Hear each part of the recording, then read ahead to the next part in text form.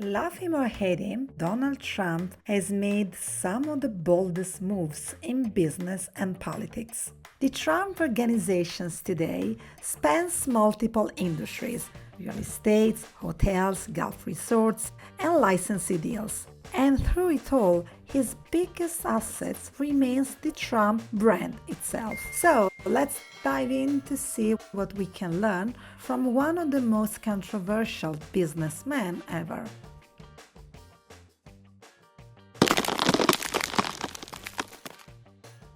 Donald J. Trump, a name synonymous with luxury, wealth, and high-stakes spectacle. But behind the gold-plated image lies a story of bold moves, relentless self-promotion, and dramatic business highs and lows. Join us as we dive into the journey of one of the most controversial businessmen of the century. Buckle up as we reveal Trump's business milestones and what built and sometimes broke the Trump empire, along with 12 business rules from the man himself. Long before his presidential ambitions, Trump was making waves in New York real estate. Born into wealth, he faced the challenge of proving himself within his father's company. But Trump didn't just take it easy. He jumped in at the lowest level, showing he was ready to earn his place. After earning his degree from the Wharton School of the University of Pennsylvania, Trump quickly made his mark, taking control of the company in 1971 and rebranding it as the Trump Organization. It was the start of something bigger. Shifting the family business focus from residential units in Brooklyn and Queens, Trump made the bold move to Manhattan's glittering skyline. This was where he believed the action and money was, and he was determined to conquer it. In a bold real estate move surrounded by both controversy and larger-than-life publicity, Trump transformed the rundown Commodore Hotel into the luxurious Grand Hyatt, showcasing his ability to see potential where others saw problems. With eyes set on Fifth Avenue, he built the iconic Trump Tower, an ambitious project that became his most famous property and for a long time his personal residence. It symbolized his bold vision and desire to leave a permanent mark on New York. But Trump wasn't satisfied with just Manhattan. He expanded his empire to Atlantic City, building multiple casinos, including the Trump Taj Mahal. High risk? Absolutely. But Trump chased big profits and knew that big rewards required big moves. Beyond real estate, Trump's real biggest success was branding himself. From books to branded products like Trump Steaks, Trump University, and the Trump Bible, he knew his name had value and turned it into a profitable asset, whether the ventures succeeded or failed. The Trump brand soon went international, with properties popping up everywhere, from hotels in Chicago, Las Vegas, and Miami to high-profile projects in India, Turkey, and the Philippines. The Trump Organization was now a global powerhouse. Trump didn't just stay in real estate, he diversified into entertainment, from appearing in numerous film cameos and TV shows to buying the Miss Universe, Miss USA, and Miss Teen USA pageants. A series of bold moves that cemented his place in pop culture. Then came The Apprentice. Trump created and hosted the show, turning it into a phenomenon. Over 14 seasons, contestants competed for a spot in his empire, and his catchphrase, "You're fired," became a national sensation. This move wasn't just bold, it was genius marketing. As early as 1987, Trump hinted at running for president, a strategic move that kept him in the public eye for decades. He flirted with the idea again in 2000 and 2012, building anticipation for what was to come. Trump's business journey hasn't been all golden. He faced multiple bankruptcies, particularly in the casino sector, yet each time he came back stronger, rebuilding his influence. If anything, the man truly knows how to elevate personal branding and the art of a comeback. In June 2015, Trump made his boldest move yet, officially announcing his presidential bid. With the slogan, "Make America Great Again," he defied all expectations, defeating Republican rivals and facing Hillary Clinton in the general election. And against all odds, he won. From the 1970s to his presidency, Trump and his businesses faced over 4,000 legal cases, covering everything from casino disputes to allegations of sexual harassment. But Trump's bold strategy of aggressively fighting these cases kept him in the game, proving he's as much a fighter in court as in business. Despite losing the 2020 election and facing 91 felony charges across 4 cases, Trump made another bold move for the White House that helped him delay legal proceedings until after the vote. Talk about a high-stakes move. And now, buckle up as we reveal Trump's 12 business rules from the man himself. Don't forget to hit subscribe and to like this video. 1. You have an enormous skill with branding and marketing and rebranding. What would you give as advice to small and medium-sized business owners for branding and marketing?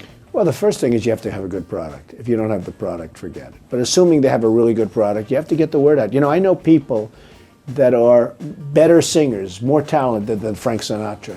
You'll never hear about them. I know one in particular, a person who really is talented, always practicing, always rehearsing, and yet if the New York Times calls for an interview, no, I'm not ready yet, I'm not ready yet. They're never ready.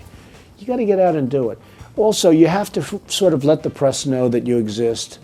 Getting good ratings on things, like I have golf courses that have high ratings, and then once you get the ratings, you got to let people know you have the ratings.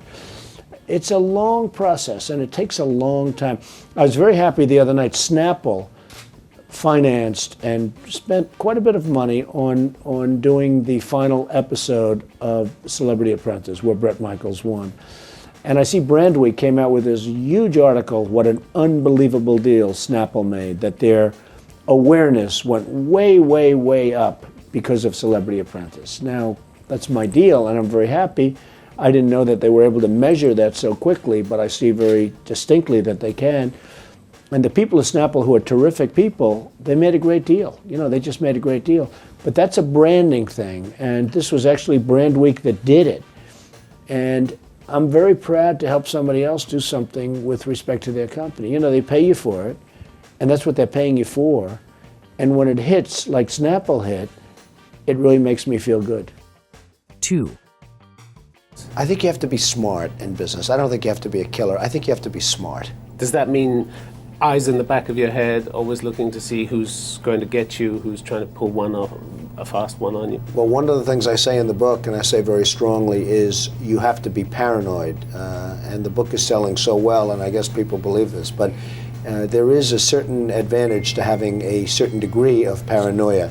You watch, you can be a little bit careful, you watch what's happening behind your back, and I think that's probably very true in business. 3. Going against the tide is great if it works. Now, it doesn't always work, and you really have to be smart to go against the tide because you're going against a lot of smart people. But when you get it right, you'll end up better. Whether it's Microsoft or Google, I mean, so many people that have really hit big have gone against the tide.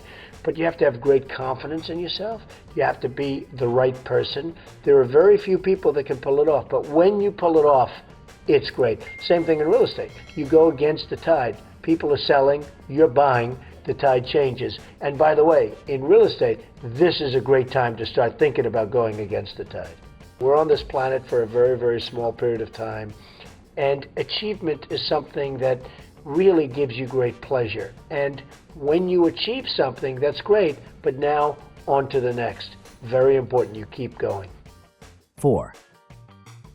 Oftentimes, most of the time, you have to follow your instincts. You have to follow your gut. You have to. Your parents may say wrong, your whoever may say wrong, but you have to do it. Now, speaking of that, you've got to love what you do. And I've seen so many instances where people with great talent went into things that they didn't love, and they failed. I would always say to people, and I'd see people, and I'd say, you got to love what you do. Because, you know, if you love what you do, you work harder. But it's not work. I just bought Doral. I was telling Jerry, I just bought Doral, 800 acres in the middle of Miami, gorgeous. I'm so excited, I want to fix it up.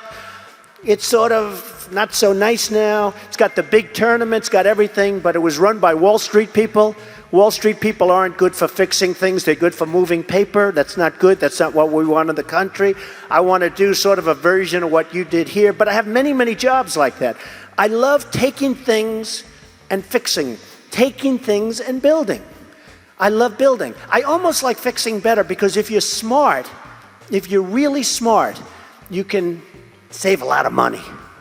When the building is there, the foundations are built, the steel is up, the walls are up, and then you have people say renovation costs you more money. Those are people that aren't smart people. I know that for a fact you renovated a couple buildings here and did very well, that you could never ever do if you had to build new. If you build new, I love that too. I do it both ways. But there's something great about the renovation project. So, you've got to love what you do. 5.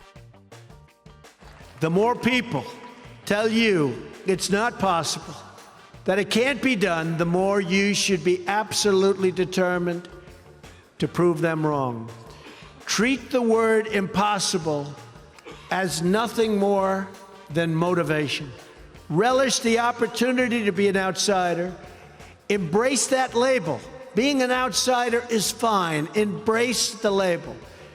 Because it's the outsiders who change the world and who make a real and lasting difference.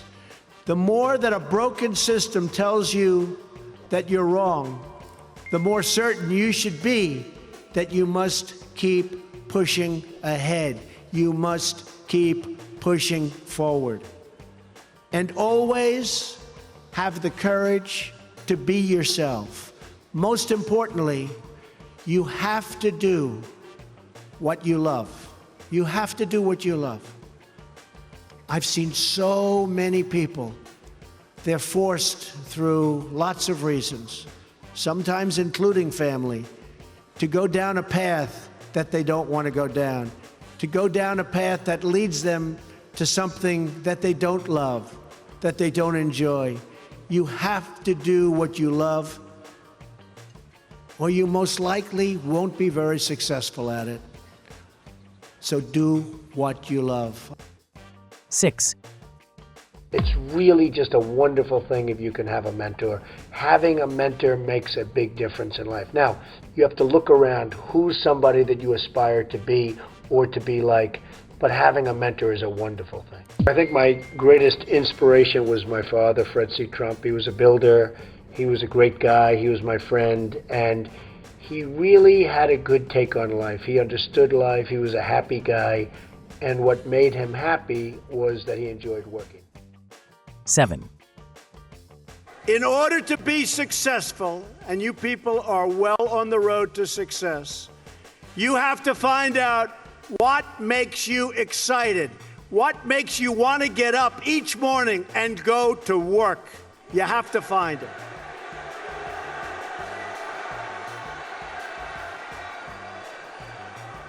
If you love what you do and dedicate yourself to your work, then you will gain momentum. And look, you have to. You need the word momentum. You will gain that momentum. And each success will create another success. The word momentum. I'll tell you a story that's very interesting for me. When I was young, there was a man named William Levitt, Levittown. You have some here, you have some in different states. Anybody ever hear of Levittown? And he was a very successful man, became unbelievable. He was a home builder, became an unbelievable success, and got more and more successful. And he'd build homes, and at night he'd go to these major sites with teams of people, and he'd scour the sites for nails and sawdust and small pieces of wood, and they'd clean the site so when the workers came in the next morning, the sites would be spotless and clean. And he did it properly. And he did this for 20 years, and then he was offered a lot of money for his company. And he sold his company for a tremendous amount of money, at the time especially. This is a long time ago. Sold his company for a tremendous amount of money. And the company that bought his company was a big conglomerate. And they didn't know anything about building homes, and they didn't know anything about picking up the nails and the sawdust and selling it and the scraps of wood. This was a big conglomerate based in New York City. And after about a 10-year period, they were losing a lot with it. It didn't mean anything to them. And they couldn't sell it. So they called William Levitt up. And they said, "Would you like to buy back your company?" And he said, "Yes, I would. He so badly wanted. He got bored with this life of yachts and sailing and all of the things he did in the south of France. But what happened is he bought back his company, and he bought back a lot of empty land, and he worked hard on getting it zoning, and he worked hard on starting to develop. And in the end, he failed, and he failed badly. Lost all of his money. He went personally bankrupt, and he was now much older. And I saw him at a cocktail party. And I was doing well, so I got invited to the party. I was very young. And I go in, but I'm in the real estate business. And I see 100 people, some of whom I recognize, and they're big in the entertainment business.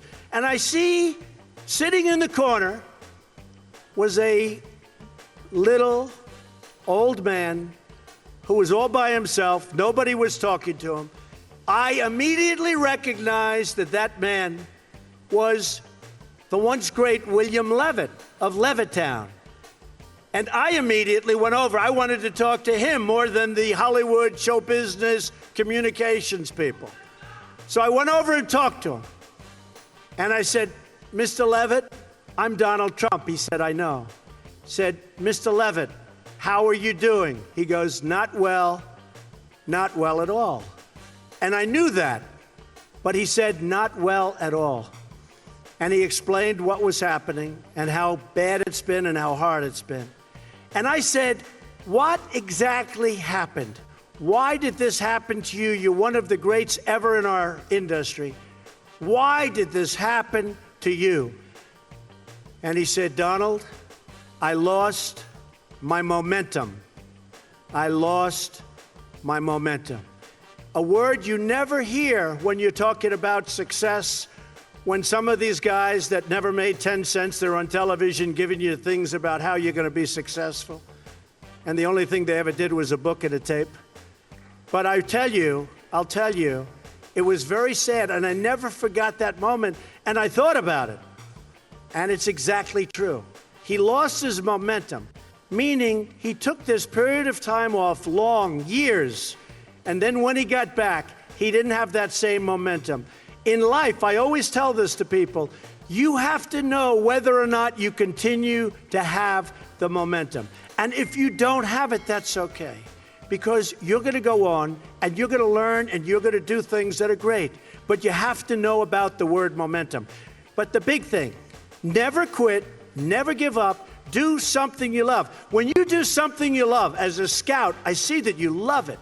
But when you do something that you love, you'll never fail. What you're going to do is give it a shot again and again and again. You're ultimately going to be successful. And remember this, you're not working. 8.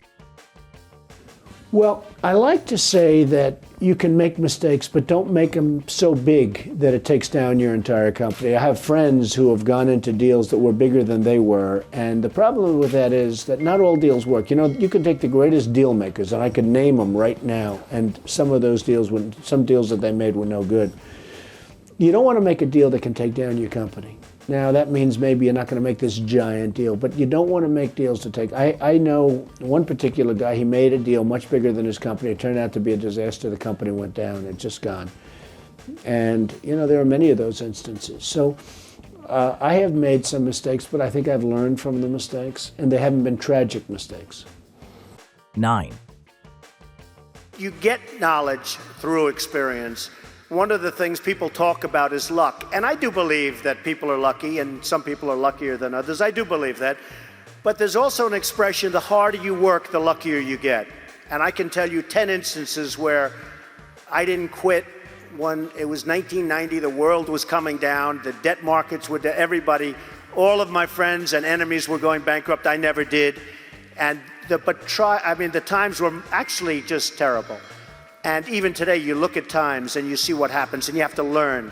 But the word luck is very interesting. But if I didn't work really hard, I probably would not, almost definitely would not be here today. And unless you had me up as a man who at one point was successful, but let's see what a loser looks like.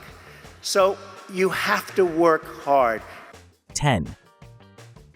Well, I like the recommendation business, but what I like best is taking people that are in the company and moving them up. You take a waitress as an example, and she becomes the head of the restaurant. You say, because you know if certain people are good. And when they work for you already, that's better than recommendation. But if you don't do that, or if you can't do that for some reason, you really need strong references, and then they have to enjoy their job. 11. Should I tell you what it is or not? Yes, I had a feeling you were going to say. When people ask me about success, I've just started thinking about it over the last couple of years because I've seen a lot of it. You have to have an ability to handle pressure because no matter how successful you are, I have many, many friends and enemies, a lot of enemies too, I don't care, but they're smart. I have a lot of enemies, and I've watched people and I've seen it. And people that can handle pressure can be entrepreneurs, can be successful. Now, I have some friends that are really, really smart, but they can't handle pressure. In which case, they should work for somebody, do great, and have a good life. There's nothing wrong with it. Because I almost think that's an instinctive thing, the ability to handle pressure. Now, one of the things I tell people about pressure is, you know what? They said, how do you handle pressure? Who's had more pressure than me? Ay. Have I had pressure over the years? But you have to have the ability to handle pressure. And if you can't handle pressure, you have to know that about yourself. You have to know that about yourself. So, handle pressure. If you can't, that's okay. 12. You never thought of giving up? No, I think one of the reasons I really succeeded, and bigger than even in the 80s, is the fact that it's a little word called perseverance. I didn't stop. It's quite a long word, actually. It's a long word, come to think of it. But I didn't stop, and I did persevere. I went against a lot of odds. And I came up with a phrase, survive till 95. That was in the early 1990s.